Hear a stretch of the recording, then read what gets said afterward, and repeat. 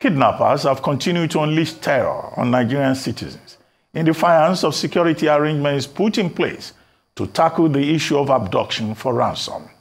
Beyond regular Nigerians who get kidnapped and abducted at gunpoint on a daily basis, recent reports outline a number of prominent citizens who have fallen victim to the scourge, including 3 riot police inspectors who were kidnapped last Friday evening in Ohoro community in Ugeli North local government area of Delta State.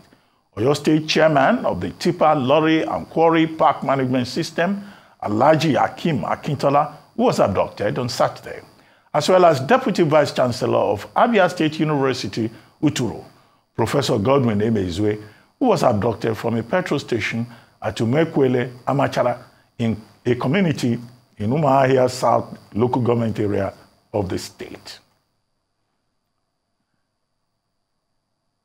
Now joining us on this program to look at these dimensions and why the Nigerian state has not been able to stem the tide of banditry and kidnappings is Professor of Hematology, Oncology and Bone Marrow Transplantation, Professor Usman Yusuf, who in recent years devoted considerable time to probing the issues at the root of the banditry conundrum in the northern parts of Nigeria.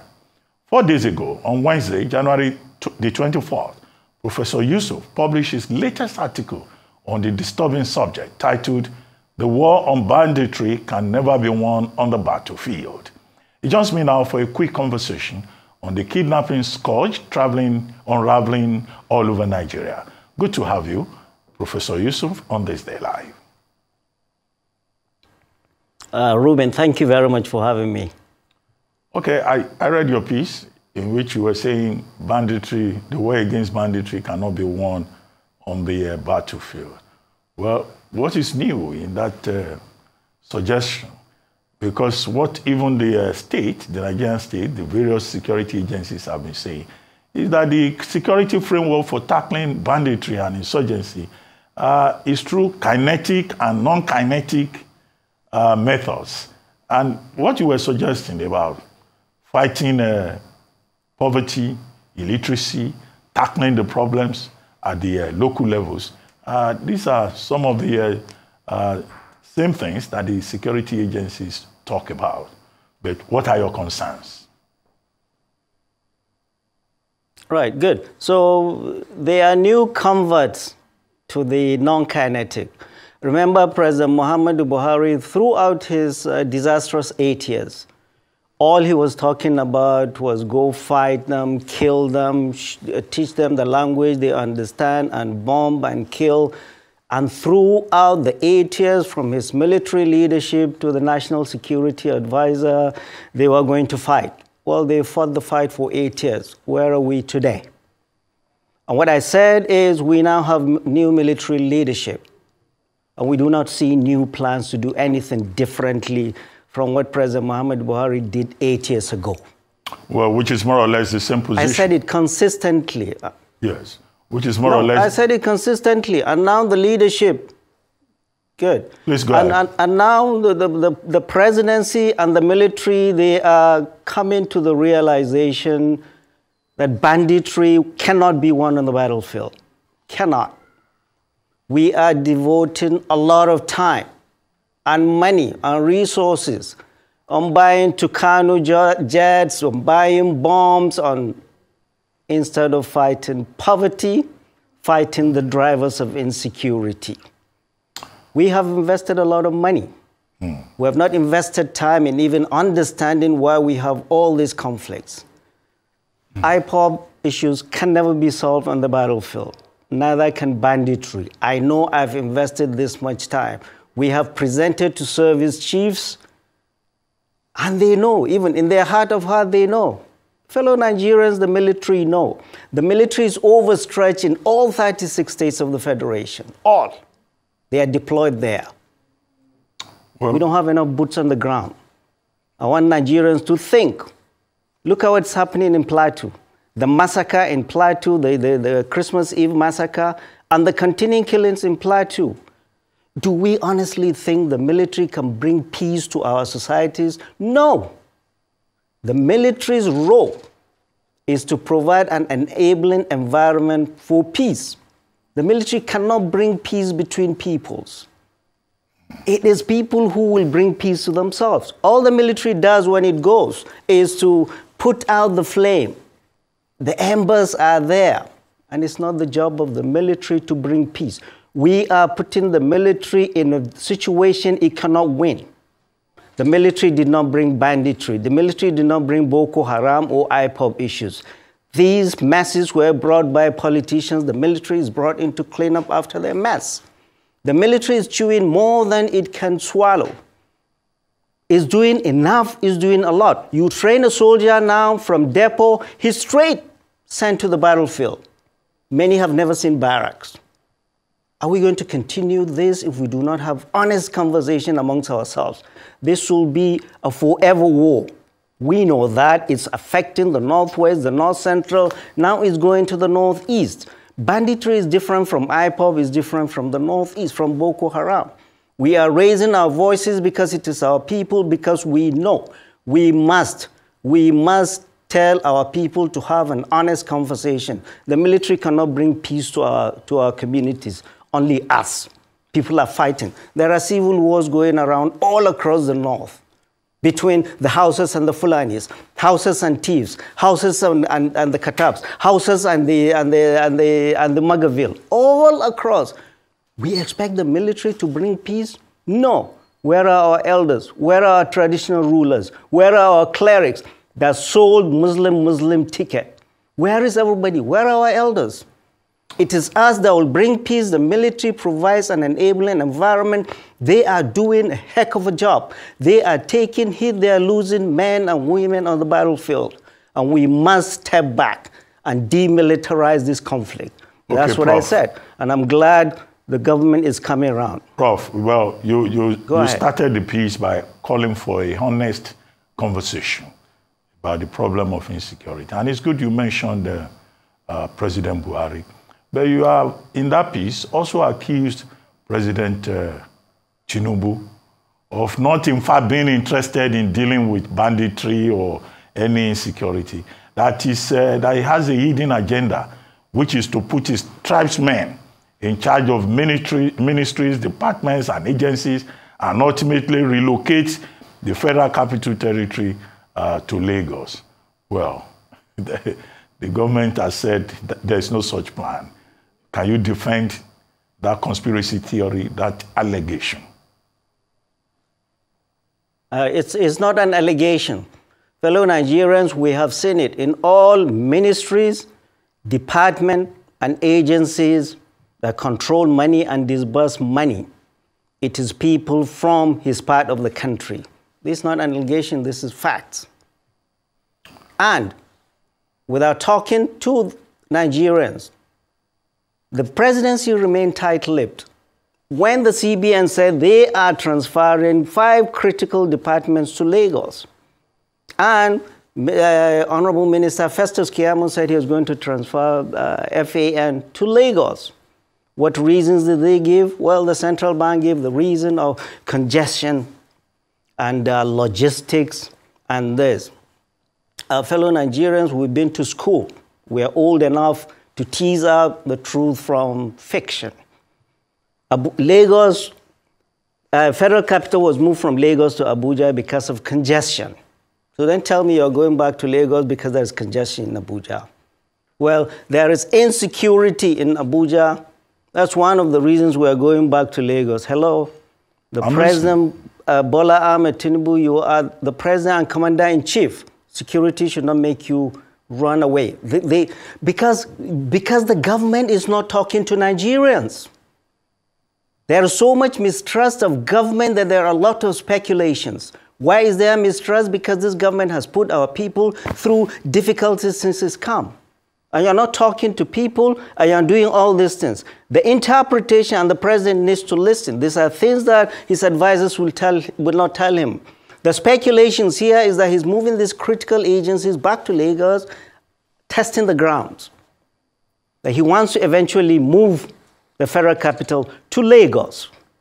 And there are speculations he's fixing Dodan Barracks to move to Lagos.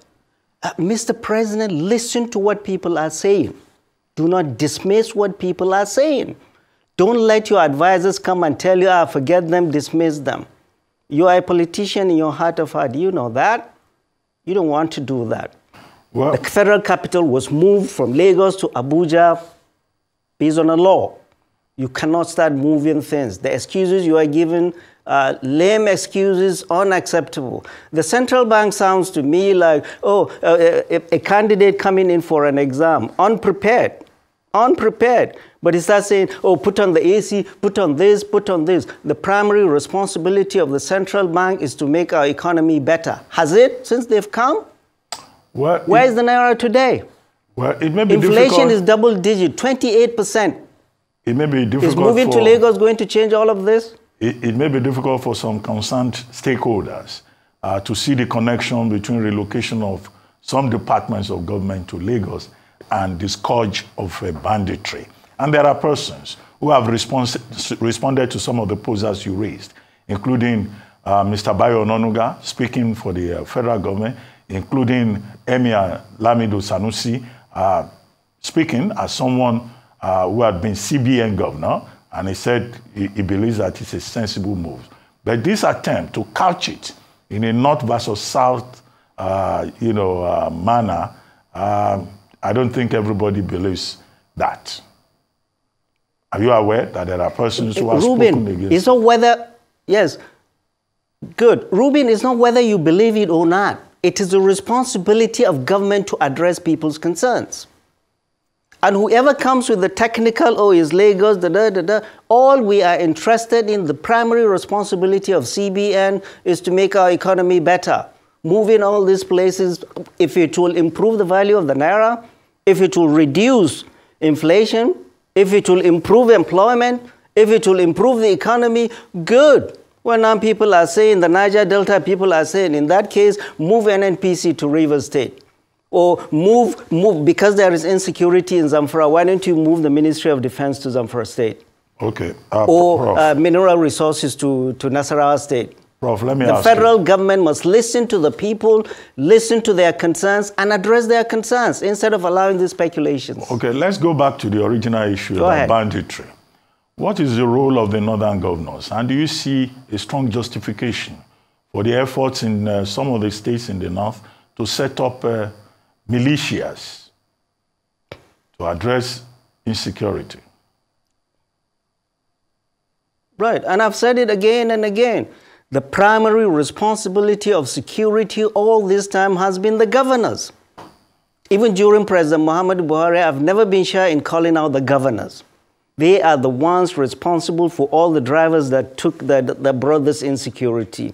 The out-of-school children, the poverty, the drug abuse, the increasing hopelessness in the state. It's not the president that builds schools. It's not the president that builds hospitals. It's not the president that provides employments in the state. So the main drivers of insecurity in the north are in the hands of the governors. And they know that. They've not done a good job since democracy came. And I've never been shy about calling them out. And they know themselves. The sad thing in northern Nigeria, the governors, no two governors are talking between themselves to see how they will bring this problem to an end. What they are doing lately, a few of them are doing lately, is to create state militias. Well, and I raise this concern. The problem with this state militia, there is not a state in this country, including the super rich Lagos and Rivers State, that can have and that can fund a sustainable security outfit to tackle insecurity. Well, you create this militia. Essentially what you're doing, you are going to worsen insecurity because you are increasingly militarizing the conflict we want demilitarized. Number two, you are essentially creating a militia that will intimidate your political rivals. And number three, this state militias, a time will come when they will be stronger than the police or even the military. Okay. It is and these state militias are brought about because of the failings of the federal government. We don't have enough soldiers, we don't have enough policemen in the state. That is why we are calling. It's time now to have state police. Okay, do you think... Funded by the federal government, trained by the federal government. Go ahead. Do you think that the creation of state police which some Nigerians have been asking for, do you think it will solve the problem and empower the state governors? It will. We don't have police in many states. In many local governments, you have 1 or 2 or 3 policemen to guard 100 villages. We need more policing. Essentially, what the military is doing is internal policing. It's internal policing. When we were young, when we were in the university, all the strikes, if there is a strike or there is a problem and mobile police comes into town, all the bad guys set up. The mobile police was an elite wing of the Nigerian police that was doing well. But now where are they? They are guarding big orgas. We need state police to help police our localities and send our military back to the barracks. What they are doing in Plateau, in Mangu, is the job of the police. In southern Kaduna, in Zamfara, they are all involved in internal policing. This is not the responsibility of the military. It's not. Okay. So state police will help a great deal in policing our communities and allow the military to go back to barracks. More than half of my adult life we've lived through a military regime. In the civilian regime since 1999, our democracy has been more militarized than during a military regime. We didn't used to see this many soldiers during military regime, but now they're everywhere. In Zamfara, they're even adjudicating civil cases. A woman comes to them for help because why? The police. So we're having more soldiers involved in our lives during the civilian administration than during military rule. Then you know there's something wrong. Okay, this is not a military conflict. We need to demilitarize this. We need to everybody get involved, and we need internal policing to police our Professor Yusuf, just before we go. Now, one of your major arguments in your commentary is that insecurity is being phrased as an ethnic Fulani problem, whereas it's a national problem.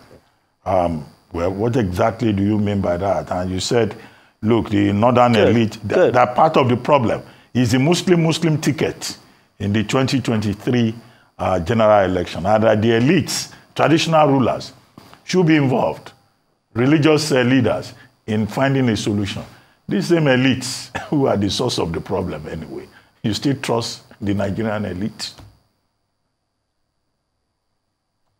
Yeah, and I'm part of the elite. Elite, if you would permit me. I mean, we that have benefited from a better Nigeria, can we afford to stay aloof? The state of our nation, the state of our communities, we are quiet.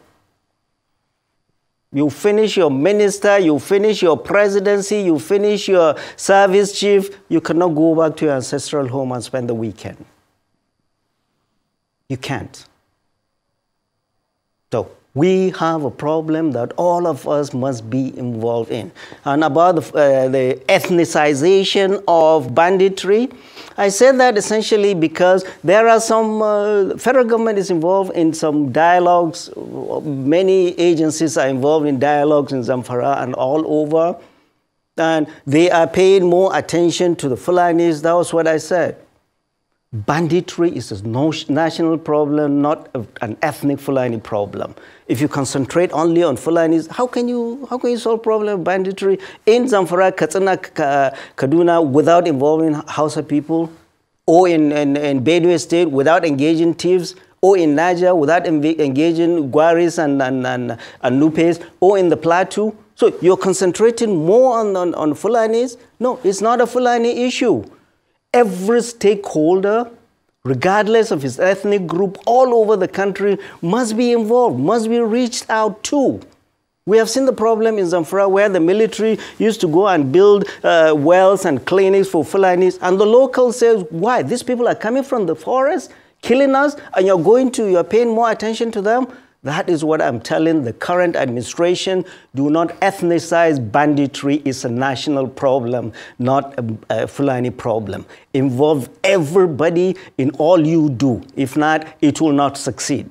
Well, that was the point I'm making. Okay. Traditional rulers and clerics are very, very, very vital to solving this problem. problems are local. Solutions must be found locally. Banditry cannot be solved from Abuja. It is us, it is communities that must be involved to solve their problem. If not, banditry will be a forever war if we continue the way we are doing. Well, demilitarize this conflict, employ more police, and ask the military to go back to barracks. Well, on that note, Professor Usman Yusuf, I would like to thank you very much for joining us on This Day Live, the Sunday Talk Show.